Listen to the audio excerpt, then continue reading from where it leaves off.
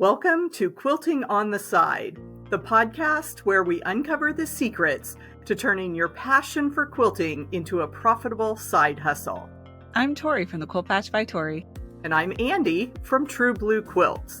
And together, we're your co-hosts on this exciting journey of creativity, entrepreneurship, and all things quilting. We're here to help you navigate the world of quilt pattern design, course creation, digital marketing, and running an online quilt business.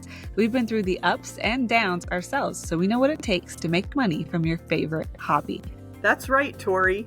We're going to share our experiences on how we've grown our businesses while balancing family with other paying work responsibilities. It's not always easy, but it's definitely possible.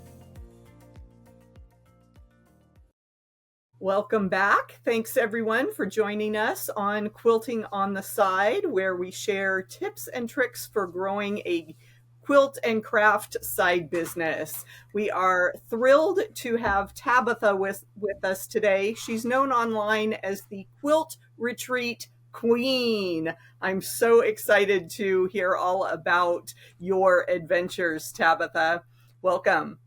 Thank you. Thank you so much for welcoming me. I'm very excited to be here. Thanks. Thanks so much. We always like to start out hearing from our guests how they got into quilting in the first place and what kind of motivated them to, or you especially, to start a business around quilting.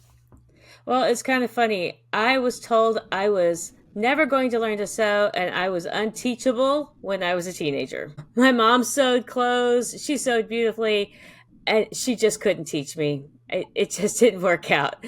So I never had any intention of ever sewing in my entire life, ever. And I was about 30 years old. It was about 2001. And my best friend wanted to learn how to quilt. So she's like, hey, let's go to this quilt shop. They're doing a Saturday block of the month. I'm like, are you sure? She's like, yeah, it'll be great. So what do? You go with your best friend. I did not own a sewing machine. I'd never heard of a rotary cutter or a mat or rulers or anything. So we go, we sign up, we get our little packet with Marty Mitchell templates. I take them home. I traced around them with a pencil, cut them out with scissors.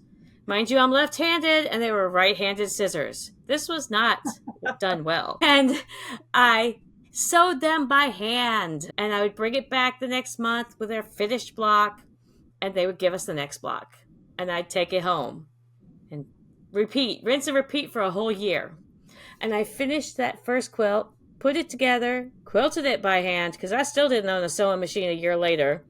I was intimidated. I just was afraid to get a sewing machine. I put the binding on by hand. And then I gifted it to my grandmother on her 80th or 81st birthday. I can't remember, but somewhere around there a year later. And my grandmother loved it so much.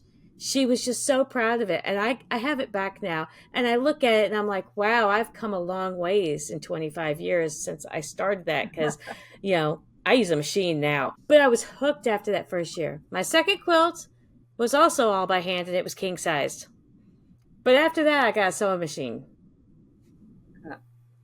And I was hooked after that. I love quilting. I fell in love. And it took over everything, including my house. We know how that goes. So what do you think was the aspect of quilting that hooked you so tightly and drew you all the way in? It gives my mind, my mind has got so much going on, and it helps me focus, but it also gives my mind that creative outlet. I can't draw, I can't paint, I can barely throw pottery, because unless that wheel can be switched to go the other direction, it's made for right-handed people. The pottery just flies off the wheel because I can't use it. Being left-handed is a bit of a challenge. It gives my mind that ability to just create beautiful things. And then there's a community. I have made all my best friends for my entire adult life through quilting. Not through my kids, not through couples or church, but through quilting. That's where I've made all my best friends. So I'd love to hear how you turned your hobby into a business. Well, so we've owned the retreat center for 5 years. And about 10 years before that, I had just thought, I would love to own a quilt retreat center. I had not been on a retreat, but I just thought it sounded like a great idea, right? Like it was just one of those things, a dream pops in your head and it just won't go away. And then after I had actually attended a few retreats, I was like, wow, I really want to own a quilt retreat center. So in 2019, my oldest daughter had graduated college. She was available. And I was like, hey, you want to go into business? You want to buy a house and turn it into a quilt retreat center? Because she's very smart, business minded. And she's like, okay. So we did our research. We wrote a business plan. We found a house and we looked for a bunch of houses, and they were either the right house, wrong piece of property, or the right piece of property in the wrong house. But we finally found the right piece of property with the right house on it. And it had just went off the market 2 days earlier. So we reached out to the owner and we're like, hey, would you be interested in renting this to us for a year with the intent to purchase? And she did. And so we rented it because we're like, if in a year nothing works out, no harm, right? We'll just close it and go on. But a year later, even though we were in the middle of COVID, it worked out. We bought it and the rest is history. It's been going great. So I was able to fulfill that dream. Awesome. Yeah. Yeah. I think that will sound familiar to other people that have this dream of someday I can turn this love into a profitable venture. And I guess I really wasn't thinking about it like that. As I honestly didn't think of it as business as much as my daughter did. I just thought, I want to do this. I want to own a quilt retreat center and provide a place where quilters can come that is by a quilter. Because I've been to places on retreat where, it was glorified kids camp. I had to bring my own bed and climb up on the bunk bed. So, it was barely above kids camp because I've been a kids camp counselor. I didn't want that kind of retreat. I wanted a retreat where you don't have to bring your bedding. You don't have to bring your linens. You don't have to bring your coffee. It's already there for you. The tables, the art lights, the design walls. I wanted a quilt retreat for quilters by quilters. And that's what I wanted to provide. Oh, it sounds fantastic. I wish I had unlimited time off so I could just come visit. Someday. Yeah. Yeah. Where is your quilt retreat center? We are in a small town on the Alabama-Florida line called Florella, of all things, Alabama. And it's literally on the state line. I used to live, when my husband was active, or when he was in basic training, he lived in Fort Benning, right on that line. Okay. So you were in Georgia, on the Georgia-Florida line, Georgia-Alabama line. Yes. Yes, because Fort Benning's Georgia, right? Yes. Yes. So if you picture Pensacola, it's just north. It's about an hour and so north of Pensacola. North of in the Panhandle area, but straight north, and there's a beautiful lake. It's Alabama's largest natural lake called Lake Jackson, and the state line runs across Lake Jackson, and we sit at Lake Jackson. That sounds this beautiful lake view. It's such a beautiful area. Yeah. And that's what I was thinking about. I was imagining the tall pines and how driving through it, you couldn't see anything but trees, which in so many parts of the places where we lived, it was desert or almost desert. And that just sounds gorgeous, such a wonderful place and a wonderful hobby to do it in. Yeah, our quilt room has these big bay windows that overlook the lake, and we have pecan trees and palm trees and the Spanish moss draping over them. There's cypress trees at the lake. It's really just a gorgeous, gorgeous view. It's almost hard to quilt because of the view. So do you run this from the hostess perspective? Are you involved in teaching during the retreats? How active are you during the actual days that a group comes in to be on retreat? Sometimes I am the hostess. Sometimes I'm an instructor. But probably 90% of our groups are private groups, like groups of friends from a guild, and I never meet them. And they come in, they let themselves in, they do their thing, and I never see them. But there are times when I am there. In fact, I'll be there in August at one of the retreats, and there are times when I come in and teach. I'll be teaching in October. Um, so I started teaching in 2020 because we could not get teachers. Nobody would travel. Right. And so that was not really part of my plan to be an instructor. But my daughter's like, you're going to do it. She volunteered me. She's like, we can't get anybody else. You can teach. Because, I homeschooled both of my girls all the way through high school. So they're like, you can teach. And you've been teaching your friends. You've been helping your friends do this. You can teach a class. It's only a handful, 5-10 people. You can do this. So that's how I started teaching, and found out I like doing that too. What kind of things do you like to teach? A machine applique, paper piecing, but my favorite is one block wonders. Love teaching one block wonder because so many people struggle with the design process of it, right? Actually putting the hexagons on the wall and making them look pretty. And that's my favorite part. So I love helping them see the vision of all their hexagons come to pass on the wall. Yeah, that sounds very fun from an instructor standpoint, because that's my favorite part of the class, is seeing everybody's fabric combinations. I love to pull fabric palettes together, and so if you've got a whole classroom of people, everybody sewing something different, it's really fun to see that work in progress with all the different, and kaleidoscopes are even more fun. Right, because everybody could have the same fabric and it's all going to look different. Mm-hmm. Have you taken your teaching outside the retreat center, and has it become part of your business, or is it something you just kind of keep for the center? I have done a little bit. I've taught at a local quilt shop here, and then when we launch our online community, I will be doing some teaching through that, which should be different because I've not taught online before. I've only taught in person. Congratulations. That's exciting. That it really is. Yeah. So you started with the Quilt Retreat Center, and now you mentioned an online community. Is it just those two main areas of focus for your business, or do you have other revenue streams, as we like to encourage people to have lots of options? I also have a small online quilt shop. I bought out one of our local quilt shops. She was retiring, and so I bought her inventory out, and so I sell it on Etsy, and I do pop-up shops for the retreat groups at the retreat house. So I'll bring in inventory, set it up, let them shop for an hour or two, and then I take it home. So I do that, and I sell some quilting printables and quilting stickers in my shop, and so we have that as well.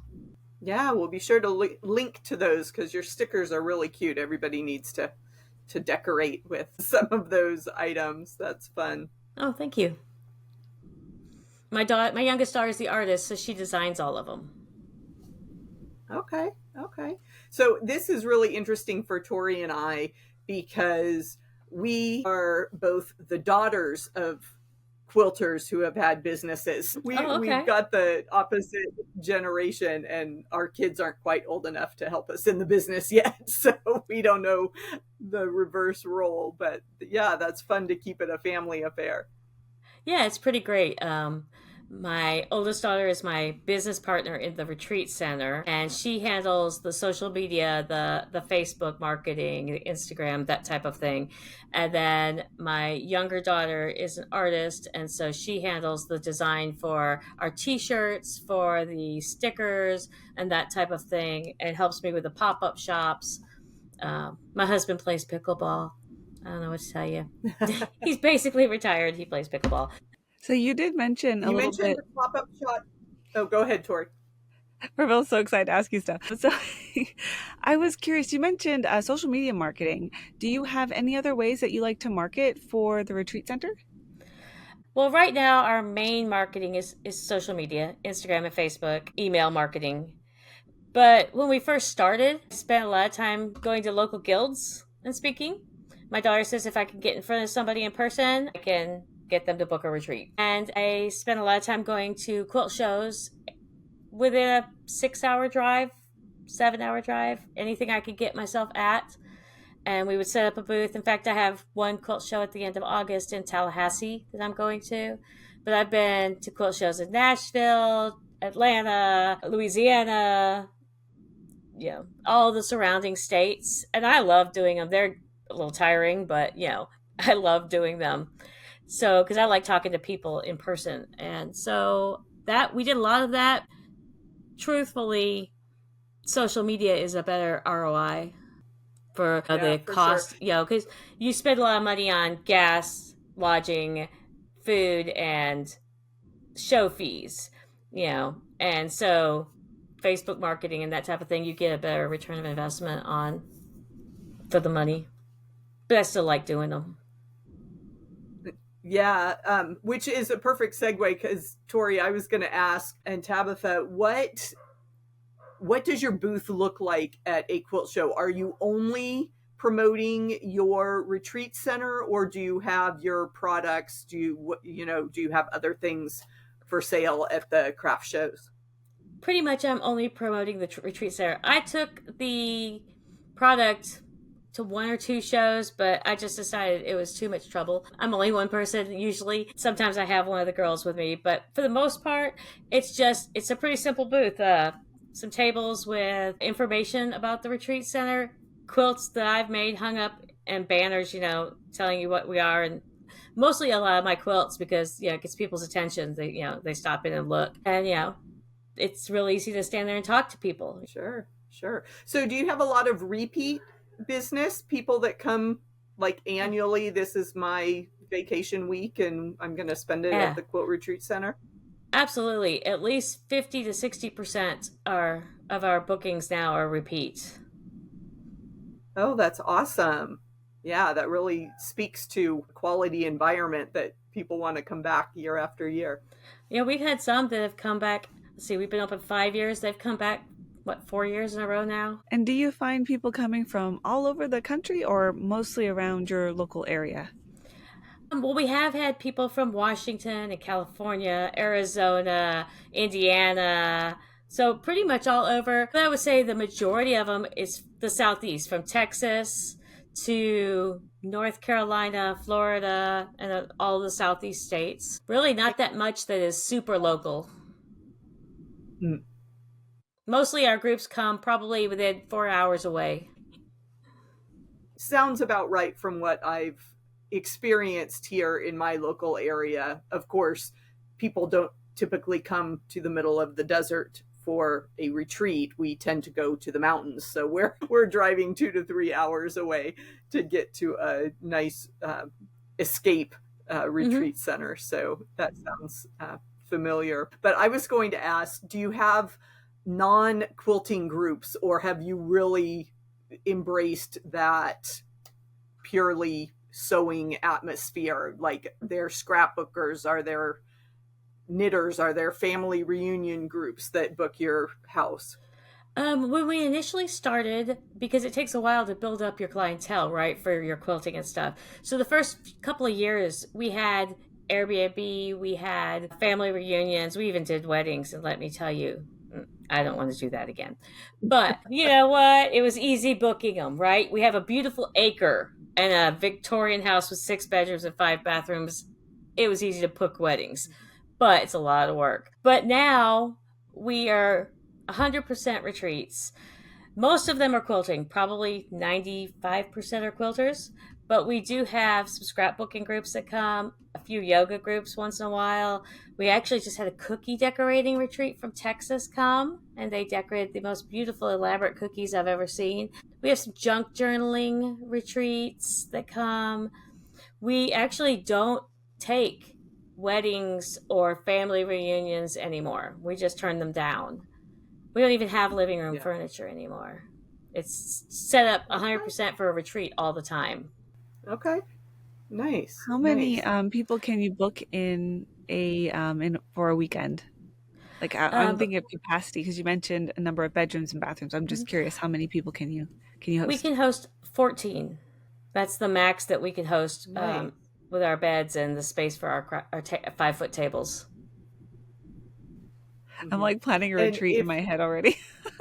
Like 14 yeah, people. I think I know 14 people who Most of can. our groups book 10, keep it around 10-ish for the most part, 11. But this summer's been a lot of big groups. We've had a lot, pretty much between 10 and 14 all summer. Nice. That's really exciting. so where can people find details about the Quilt Retreat Center? Because I know if our wheels are turning with planning, then our audience is going to feel the same way. CameliaPalmsRetreat.com. Okay, and we will make sure all of that is in our show notes and on our website so people can uh, find you just a click away. Some other kind of logistical questions. Um, do, how are you mentioned email marketing and being at shows and things. Do you just open your space to pre-established groups, or if a teacher wanted to come in and she didn't have her retreat group, is there a way that that kind of collaboration could work with you? Do you have an audience that might be interested in new techniques and coming to a class, or is it on the teacher to bring her audience with her? Well, it is on the teacher to book her own people. However, we have a Judy Niemeyer teacher that has 3 retreats booked next year. We have someone who's a certified Laura Heine retreat, or I guess, was it collage? Yeah. Mm, She's got yes, multiple retreats teacher. on the books for next year. We have a legit kit retreat going on right now. But we have a Facebook group that has over 4,000 people. And so we are always happy to promote their retreats. Yeah, once they've booked their retreat, we're like, hey, give us your information. We will push it out to our group to help get your students. Right. So we Yeah, have a pretty good yeah. following, and we send it out to our email marketing. We send it out to our email followers once they've provided us with the details of their retreat. Sure, sure. That's a great service. Definitely. Um, I so was yeah, it curious. works out. It works out pretty good. But yeah, so we have a several instructor type, that, but it's on them to find their students, That makes sense. It is. and it seems to work out well for us. Them too. I mean, as far as I know, they don't have any trouble booking them out. The legit kit retreat is full at 14 people right now. So I was curious, what made you move to an online space, and what is this online community that you kind of hinted at a little bit, but what made you move from in-person and retreats to the online space? Well, I'm still doing the in-person retreats. I mean, still a few times a year I will still be there, teaching and instructing. But not everybody can attend a retreat. Not everybody is able physically to get out of their house. A lot of our clientele, they're getting older. Their mobility is not as good, but they still want to participate. I mean, I know a lot of my quilting friends are in their 70s and 80s, and I'm usually one of the youngest ones in my group. And I just wanted to be able to connect with more people, to help more people, to share my skills and my passion with more people. And so I thought, okay, how can I do that? And several people that have been students of mine in person at the retreat house are like, would you launch online courses? Would you teach online courses so we can learn from you more than once or twice a year? Because we can, I live in Tennessee, I live in North Carolina. I only get to come down here a couple of times a year. And I was like, I'll think about it. And so I was like, okay, I can do this, right? Yeah, I can figure this out. And so my daughter's been helping me. And so it's going to be the Quilting Queens community. Because you are the queen of your own quilt. There are no quilt police, and I don't care what anybody thinks. You are the queen of your own. If your points don't match and you're okay with it, I'm okay with it. It does not have to be perfect. You can even use brown in your quilt.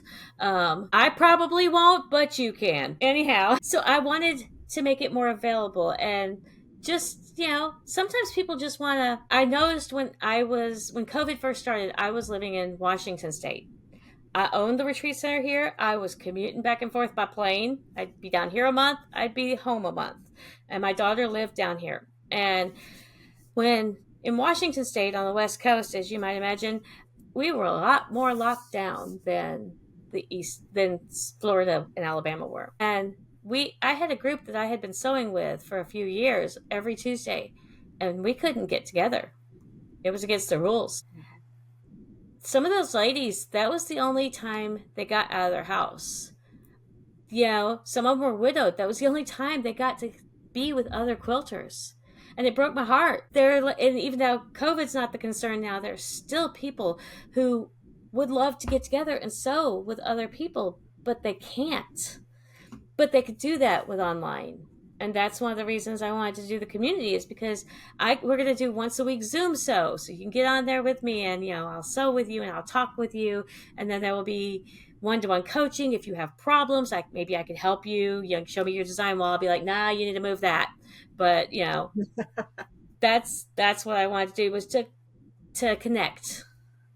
Because I'm very, very much a people person. I'm very much a community person, because the first 2 weeks of being locked down, I had a mental breakdown and was sobbing. I told my husband, I said, because he's very much an introvert, and my youngest daughter was too, and I was like, I love y'all, but I am sick of seeing just the two of you. I'm going to the grocery store. I don't care. I'm just going to go walk around the grocery store because I can't take it anymore. I miss my friends. I miss my quilt guild. I miss my sewing group, and I'm having a breakdown. Yeah, it is nice to keep those connections. Like you said, the best part of quilting is the community. So right. And so it's fun to hear how you're building. Yeah. I'm fortunate I can still get together with people in person, but I know there are people who can't. And they shouldn't be limited and never have that sense of community. And it feels like a natural progression, going from 5 years of in-person retreats and then wanting to still connect with those that are around the country that you can't see more than maybe once or twice a year. And then so moving it into the online space the way you described, it makes sense. It feels like a very natural thing to start doing and start hosting. Yeah, and especially for me, because I started quilting when I lived in Texas. Then I made a quilting community in Washington, and now I live in Florida, and who knows where I'll move next. And so I have all these quilting friends all over the country, and I don't get to see all of them as much as I would like to. And so we don't get together, but with this, I'll be able to, you know, hang out, you know. And so it'll be on Zoom, because Facebook is not always the most friendly for that kind of thing. Right. Yeah, for sure. Well, so I do have a question. Is this a paid community? Is this going to be a part of your business, or is this a free community to help promote your quilt retreats? Well, it won't be so much to promote the quilt retreats. This will kind of be like its own separate thing. And there will be a paid portion. There will be a paid part of it. Like if you're for like live one-to-one coaching. So there will be a paid component. I think that makes sense for sure, especially if you're doing one-on-one work. I'm excited for you, Tabatha. That sounds like such a wonderful opportunity. Sometimes people need that one-on-one help, right? Like, and one of the things I'm really good at, because I'm not a good video learner. I cannot watch YouTube and learn anything. But what I'm really good at is taking something that's in written form, and I can talk somebody else through it. Because not everybody's really good at reading a written instruction and understanding it. I've had friends who are just like, this doesn't make sense to me. I just don't understand what the pattern writer's trying to say. But I'm really good at reading the pattern, and I can explain it. So I'm hoping to be able to do some of that, like especially like with the one-on-one coaching. Like, you need help? I can explain to you how to do this. Explain your pattern to you. Yeah, people do need that translation. You know, as a friend of mine said one time, that you need to sit by the expert in the room. That way, anytime you have a question, hey, can you explain this to me? Well, I don't know that I would be the expert every time, but I have one quilt right now. It's got Y seams. It's in timeout. Yeah, because I don't know what I was thinking when I started that. Yeah. It was one of those mystery challenges that I participated in, and I got the fabric, and I thought, that is the ugliest panel I've ever seen. Let's see, what can I do with that? And I saw this cute pattern and it looked like blocks. Only I didn't realize when I started cutting it out that tumbling blocks needed Y seams because I failed to read the instructions before I started cutting things out. And by the time I got sewing it, I was like, wait, how do you put this together? And I was like, no, it needs Y seams. Well, that's going to sit in timeout for a year till I get around to deciding I can handle that. Because it's ugly and I don't even know if I'm going to finish it because it was a mystery and I didn't know what I was getting when I signed up for it. I feel like every quilter has a quilt like that. It goes into timeout for one reason or another. Oh, I've got a Lori Holt one that's in timeout right now, too. It gets drug out every February to be worked on at a particular retreat. It may eventually get done. And I literally don't look at it in between. Yeah. Tabatha, you may have been around the quilting world long enough. Tori, I think, is too much of a youngster to remember the Eleanor Burns Underground Railroad sampler. Remember when that was really popular in the early 2000s? That was my second quilt ever. Yes, I know you've heard of Eleanor Burns, but you may not have ever seen the Underground Railroad was a really popular pattern sampler back in the day. That was my second quilt ever. And so I've got 10 of the 12 blocks done. The last two have curves, and I've done curves occasionally. I just haven't ever tackled curves to feel confident enough making those last two blocks. So that is officially my oldest UFO at 20 years. Very cool. I don't mind curves. My very first curved project I took, probably 20 years ago. I wanted to learn how to do curves, so I signed up for a Judy Niemeyer Desert Sky class. Well, like her really easy Judy Niemeyer. I already knew how to paper piece, but I didn't know how to sew a curved piece. So that's really the only reason I took the class was so I could learn how to sew a curve. Yep. I don't mind curves. Although I did, like the last class I took, because I think that's one of the things you had asked me was, I took it was a quick curve ruler class, So Kind of Wonderful. And I took it, and the teacher was like, well, what are you hoping to get out of this class? And I said, I'm hoping you can teach me how to use this ruler left-handed. Because, well, it's not meant to be left-handed, actually. I mean, there's sort of some instructions, but so I gave her a challenge. I was like, I need you to show me how to use this ruler left-handed. Turns out you got to turn the ruler and your fabric 180 degrees. Well, at least they've told you that, so. Works like a charm now. It was well worth the class. Yeah. So tell us kind of one of our last stories as we wind down here. What have you found as the best place to find left-handed tools in the quilt world? Do you have a go-to? I don't really use that many left-handed tools. I do have a couple of left-handed scissors from Amazon, but I cut I use a universal rotary cutter because I cut with both hands very proficiently. Okay. And I know they make right-handed rulers, but by the time left-handed rulers, but by the time they came out with them, I was well used to just adapting to the right-handed rulers. So yeah, I can't say I really use any left-handed tools. Well, I'm sorry that us right-handed people don't accommodate easily for you. There is a appliance or like some sort of like gadget store in Seattle that has nothing but left-handed appliances. I really would need a left-handed can opener. That's what I need. It's the hardest thing in the world. Hand can opener for a lefty. But yeah, they do. My local quilt shop sells left-handed rulers now. They might be Creative Grids, I'm not sure, but I'm so used to using the right-handed ones now. There's no need to get them for me. Mm-hmm. Yeah, I do make sure when I'm teaching beginners, because I really like to go in depth on how to square up the edge of your fabric and then flip it around to measure when you're cutting. And I always try to make sure that I'm teaching both left and right-handed methods if there are any lefties in my class. But it can be a challenge, I know. Yeah. And the challenge when I'm teaching righties is to remember they can't cut with their left hand. Because I'll cut with my left hand and then just move the rotary cutter over to my right hand and cut with my right hand and not move anything else. And my daughter's like, they Mhm. can't do that. I'm like, oh. And I have to remember, oh yeah, they Your can only cut with superpower. one hand. Yep. Yeah. Okay. Well, we always like to ask our guests our list of rapid fire questions.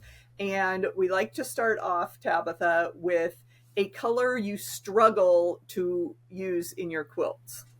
Just one? There's at least two. As Brown and gray. Okay, So interesting. do you I think gray can pair well with some things, so I tend to look at some of those unusual backgrounds. I so am do not a you gray or brown person. our next question is, do you prefer yardage or see that? And I like to just whack away whatever I need and not have to worry about trying to get just the last little bit. I'm not one of those people who are like, oh, I can't waste that little bit. No, I'm just like, just get it cut and move on. I'm going to use it somewhere later, anyhow. nice, nice. And tell us your favorite notion. Hmm. Probably that it's by Purple Hobbies, and it looks like a little flower. And mine's purple because that's my favorite color. And it's a little chain piecing, slicing thing that I could put my rotary blades Oh, yeah. in.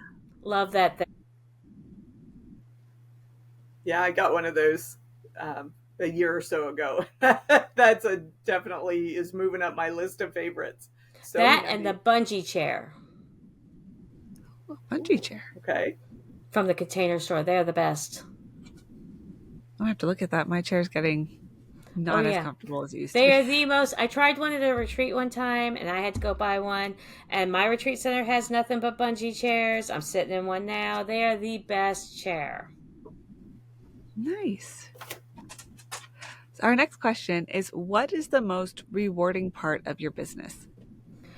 The people, the friends I've made from all over the country. When I teach a retreat, we all go home as friends. I have so many friends that I have made, and that's, the most rewarding part for me. Okay, I'm going to throw a curveball because I may phrase this a little bit differently than the preview list I gave to Tabitha, but asking about how many quilts are in the room. But you said you're in at your daughter's house, so I want to know how many quilts are living at the retreat center. Oh, They're mine. Yeah, however you want to answer that. In general, that are just that you've made, or however you want to Believe it or interpret that not, question. there are 0 at the moment. Well, all the quilts on the bed are white, so I can bleach them, and all the linens are white, so they're easier to wash. And I took one of the ones off, the one that was hanging on the wall, home, so I could switch it out. And I was going to do that tomorrow. But I'm actually at my house. I'm just in my daughter's art studio. She has the half of the room of the art studio. So at my house, finished quilts, and a couple of, I don't know, maybe 20, 30 that are finished hanging around here, and unfinished way, way more than that. Oh yeah, yeah. And I I started a don't new one ever ask today. anyone about that. Yeah, and I started a new one today. I saw a free pattern on Ruby Star Society's Facebook called Game Night. And while I'm not participating in the quilt along, I love the pattern, so I downloaded it, and I have some novelty fabrics that are pirate themed. And my family just got into playing this old game called Dread Pirate, which is a hoot. And so my game board looks like pirates, looks like a pirate map game. that's fun. Fun. Yeah, the lure of new projects. It's bad. Yeah. So our last rapid fire question for you is, who is inspiring you right now? And they don't have to be in the quilting world. Well, they are. Kate Basti. She does a lot of fussy cutting projects like the Tall Tales book. I like all her fussy cut projects. They're really cool. I follow her on Instagram. And my kids. My kids are very inspiring to me. They're in their 30s. I say they're kids, my kid, but yeah, they're very inspiring. They make me smile. That's awesome. Yeah.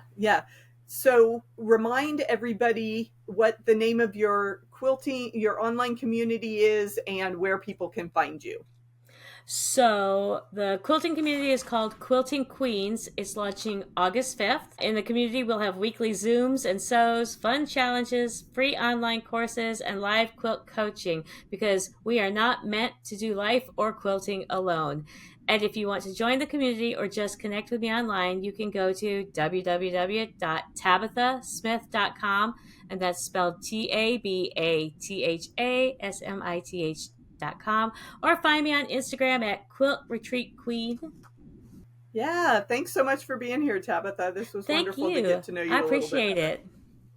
That was another great discussion. It was so fascinating talking to someone who's running a retreat center, something different that we haven't really talked about before. So that was fun. What was your biggest takeaway from our conversation with Tabatha?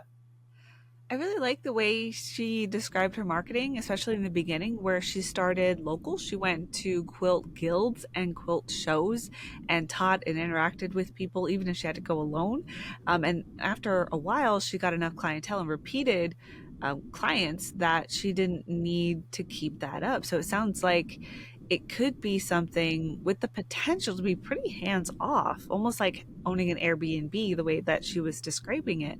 And I love the way she just kind of dived in. She went local first and then used social media to kind of spread the news. And then after she got rotating clients in, it seemed like it became easier. So that was probably my biggest takeaway, was the way she kind of kickstarted it, and then now it seems a little more like she can ride the waves.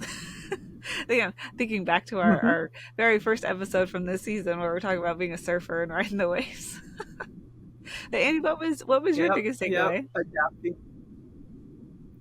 I loved how Tabatha has made this a family affair and is able to work with her daughters. That just sounds like a lot of fun. But the key thing that stuck out to me when she was describing all their different responsibilities in the business is that she knew where she was lacking. You know, she needed someone to back her up on the business side. So she turned to her daughter, who's really business minded and has some of those accounting skills.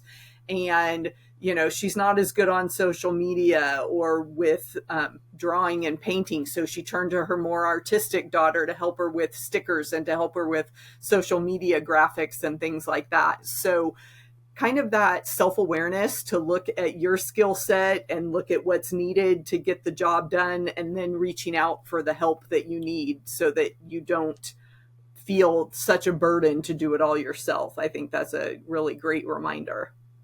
Yeah, I think so as well. Looking for people who can make up for, well, not what you lack, I wouldn't say that, but where she has strength, that's where she can show up, is where she is strong at. And other places where it takes more energy, more effort, then she looks for people to help. I totally agree. That is a great takeaway. Yeah, and the other great thing that we hear from Tabatha, that we've heard from several of our other guests, is that your business grows when you listen to your audience. And she was saying that people were not able to come to the retreat center as often as they wanted. And so now she's developing an online community for them. So just always a good reminder to turn to your audience and meet their needs, and that helps you find success. What a great discussion. If you enjoyed this episode of Quilting on the Side, please leave us a review on whichever platform you're listening. It can be iTunes, Spotify, or even our YouTube channel. And hit the subscribe button so you don't miss our next chat. Until then, remember to have fun in your business and do a little quilting on the side.